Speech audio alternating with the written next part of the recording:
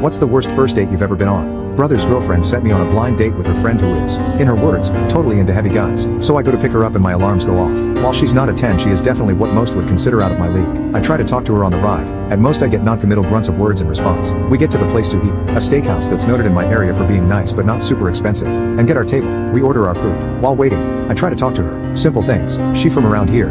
Got any hobbies? Etc. etc. She just taps on her phone and gives me small 2-word answers for the most part. Food shows up. She picks up her plate and heads to a whole other table. Tells me her friend showed up. I, apparently, was not invited. Meanwhile, she's sitting at this other table with a good bit of expensive food. I blink for a bit, then call the waiter over and explain to him what's up. I want separate checks. He agrees. I go ahead and pay for my food. She begins ordering drinks, not just for her, but all of her friends. I just finish what I can of my food. About an hour later she comes back over and says she's ready to go. I wave the waiter down and tell him she's ready to go. He brings her a check for well over $100. She just smiles and looks at me and pushes it towards me explaining I was paying. I push it back and tell her I'm not.